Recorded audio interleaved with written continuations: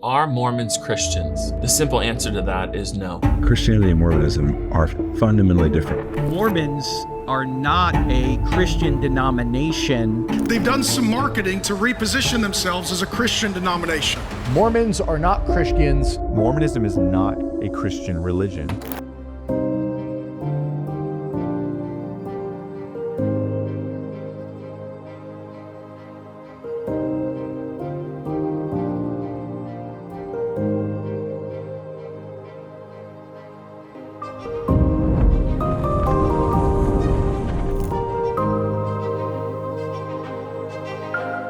As we commemorate the birth of Jesus Christ 2 millennia ago, we offer our testimony of the reality of his matchless life and the infinite virtue of his great atoning sacrifice.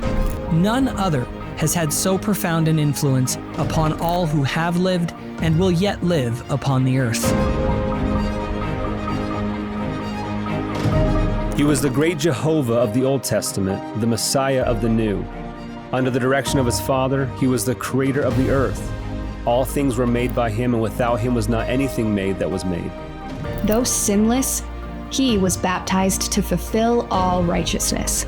He went about doing good, yet was despised for it.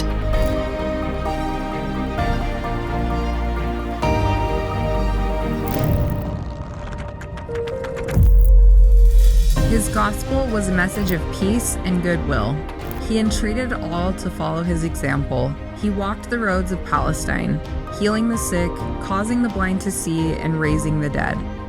He taught the truths of eternity, the reality of our premortal existence, the purpose of our life on earth, and the potential for the sons and daughters of God in the life to come.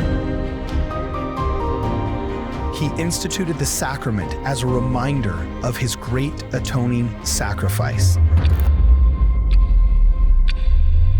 He was arrested and condemned on spurious charges, convicted to satisfy a mob, and sentenced to die on Calvary's cross.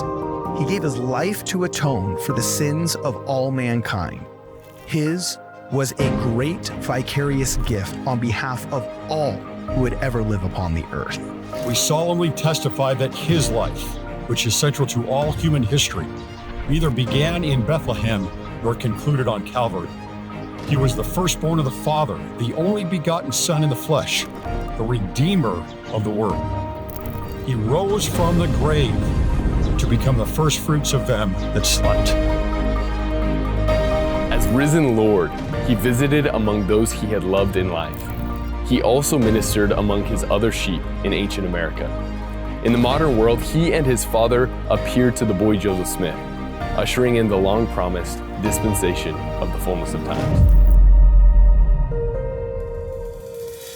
Of the living Christ, the prophet Joseph wrote, "His eyes were as a flame of fire.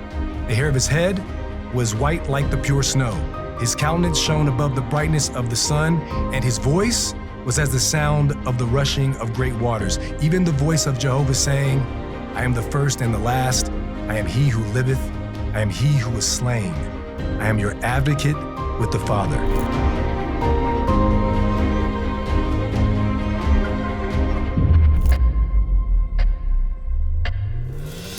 Of him, the prophet also declared, "And now, after the many testimonies which we have given of him, this is the testimony last of all which we give of him, that he lives.